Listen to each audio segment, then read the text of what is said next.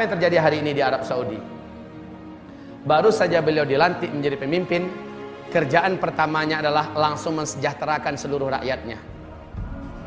Mensejahterakan seluruh rakyatnya. Seluruh pegawai-pegawai di Arab Saudi termasuk polisi dan tentara diberi gaji 2 kali lipat dari sebelumnya. Satu. Yang kedua, beliau langsung merestrukturisasi pemerintahan yang ada. Jenderal-jenderal yang bejat, orang-orang kerajaan yang menjabat sementara akhlaknya, moralnya sangat jelek dan loyal kepada maksiat serta kepada barat, dicopot oleh beliau. Dua.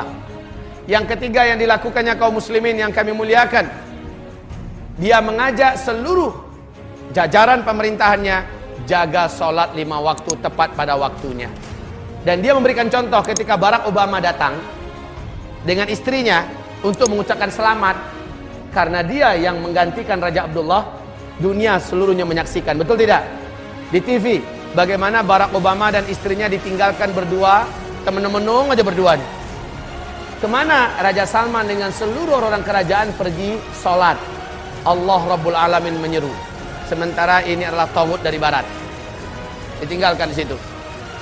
Kaum muslimin yang kami muliakan. Yang keempat, apa yang dilakukan oleh Raja Salman ibarat Allah?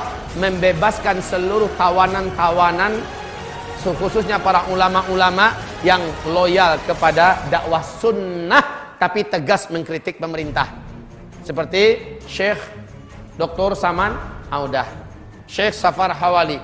Banyak masyayikh ulama-ulama dibebaskan dari penjara seluruhnya. Para mujahidin-mujahidin yang dulunya ikut berperang dan akan pergi ke Suriah, tapi di masa Abdullah kan dicekal, lalu dipenjarakan, dibebaskan seluruhnya. Subhanallah, Pak. Yang kelima yang dilakukan oleh Raja Salman adalah Menteri Agama yang dipecat oleh Raja Abdullah karena begitu kuat kepada Islam dan sangat tajam mengkritik pemerintah, dipecat. Lalu diangkat menteri baru sebagai Menteri Agama. Ketika Raja Salman yang naik, Menteri Agama yang baru dinaikkan ini dipecat oleh Raja Salman. Lalu yang lama itu dipanggil kembali dan sekarang menjadi Menteri Agama kembali. Masya Allah. Yang keberapa lagi? Yang keenam, saat Presiden Sisi datang, yang terkenal melakukan kudeta terhadap pemerintahan resmi Mursi yang terpilih secara demokratis di Mesir, ya, dan membantai serta membunuh 7.000-an orang, membakar hidup-hidup jamaah kaum muslimin atas nama Ikhwanul Muslimin, 300-an orang jamaah, Pak, di alun-alun, di tempat terbuka. Tidak ada dunia yang ribut. Amerika sok-sok ribut sedikit. Padahal dia punya makar di belakang itu untuk menggulingkan Mursi. Setelah Mursi berpidato, kita wajib bebaskan Al-Quds. Kita menuju khilafah. Ini pidato Mursi. Subhanallah, ini menggoncangkan Yahudi, Pak. Sehingga Amerika dan lain-lainnya bergerak dengan serentak. Termasuk yang paling gelisah itu adalah Raja Abdullah. Kemudian ketika Sisi melakukan kudeta, biayanya ditanggung oleh Raja Abdullah. Ketika selesai, ketika seluruh dunia masih ternganga melihat kejadian di Mesir, Raja Abdullah lah yang paling pertama mengucapkan selamat kepada As-Sisi.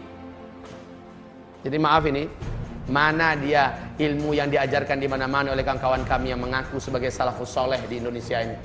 Tidak boleh melakukan kudeta kepada pemerintahan resmi. Mursi itu kan pemerintahan resmi. Pemerintahan resmi, terpilih secara resmi kaum muslimin. Ternyata di kudeta, harusnya kudeta itu kan bughot. Kenapa tidak diperangi? Malah ikut mengucapkan congratulations for you. Lalu apa kata Saudi mengatakan dengan gagahnya? Wahai Sisi, jangan cemas. Kalau seluruh dunia menolak kalian, maka kami menerima kalian. Kalau seluruh dunia menutup pintu dari kalian, kami memberikan pintu kami kepada kalian. Maka dana pertama yang mengucur adalah $1 miliar, Pak. Diumumkan seluruh TV seluruh dunia dari Arab Saudi untuk Sisi, untuk menstabilkan kembali keadaan pemerintahan. Lalu mengalir setiap bulannya dana miliaran dolar, Masya Allah, Pak, dari Saudi. Ini terjadi pada masa Abdullah. Nah, setelah Raja Salman naik, bantuan itu diputus habis-habisnya. Tidak satu tetes pun mengalir dari Arab Saudi untuk Sisi ini. Ketika Sisi coba datang, mencoba menjilat, mencoba juga ingin mengucapkan selamat, disambut dengan dingin oleh Raja Salman. Tak lebih dari 2 jam Pak, sangat dingin sambutan Raja Salman, dan pulang kembali marah-marah orang-orang yang pro dengan Sisi, sampai diumumkan di TV Mesir bahwa mereka sangat benci dengan Salman segala macamnya, awas nanti bla bla bla bla, kan gitu kan? Karena presidennya tidak dihormati. Gimana menghormati pembunuh kaum muslimin? Orang yang melakukan kudeta, orang yang tangannya berlumuran dengan darah, dan ternyata punya loyalitas dengan Iran. La haula wala quwata illa billah. Namun yang ketujuh, saat Erdogan datang, Erdogan, presiden Turki, inilah presiden Islam, iya, yang mana di tangannya Turki menuju kepada puncak kejayaannya sekarang ini, Pak. Hanya 10 tahun beliau baru memimpin di Turki, Pak. Eropa seluruhnya kalah oleh Turki. Dalam hal apa saja? Dalam hal pendidikan, dalam hal teknologi, apalagi dalam hal ekonomi, Pak. Di segi militer, Turki sudah mampu membuat senjata perang sendiri, pesawat tempur sendiri. Turki sudah memproduksi alat-alat, bahkan di Amerika dan Eropa hari ini, Pak, dalam 3 alat elektronik pasti satunya dari Turki, dan itu mesti yang terbaik dengan harga yang mahal. Di tangan Erdogan, Pak. Erdoganlah satu-satunya yang berani mengejek dan menghina Amerika di depan publik, di muka internasional. Dan dia bukan hanya sekedar ngomong seperti Iran ngomong, Pak.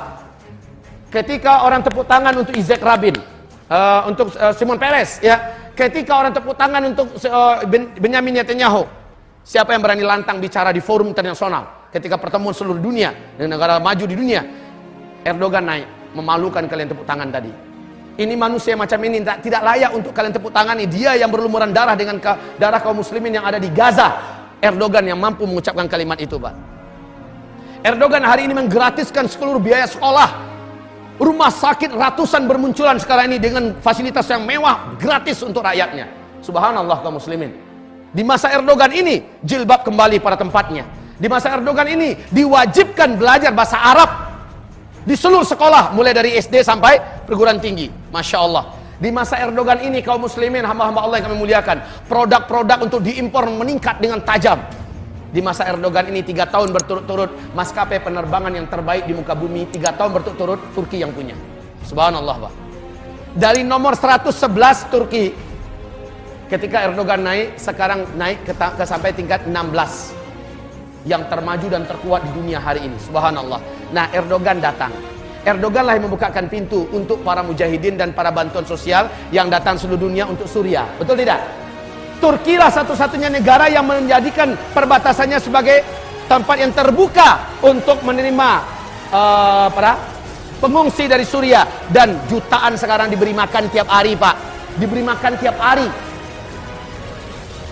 Diberikan pelayanan kesehatan dan sebagainya. Dan siapapun mujahidin yang datang dari Eropa, dari Indonesia, dari mana datang, dipersilakan masuk dari perbatasannya. Hanya Turki satu-satunya, beraninya luar biasa. Barat, Amerika nggak berani macam-macam. Kenapa? Turki sudah menjadi singa Eropa hari ini. Saat dia datang, disambut oleh Raja Salman dengan sangat hangat. 3 hari 3 malam mereka bersama dengan sangat indahnya. Luar biasa, Pak. 3 hari 3 malam, lalu keluar keputusan bersama bahwa semua energi, semua potensi, semua kemampuan yang ada pada Turki, yang ada pada Arab Saudi akan dikerahkan untuk menjatuhkan Bashar Assad. Allahu Akbar. Ini Raja Salman loh, Pak. Maka seluruh pejuang-pejuang yang ada di Suriah selain ISIS akan ditopang sepenuhnya. Subhanallah kaum muslimin.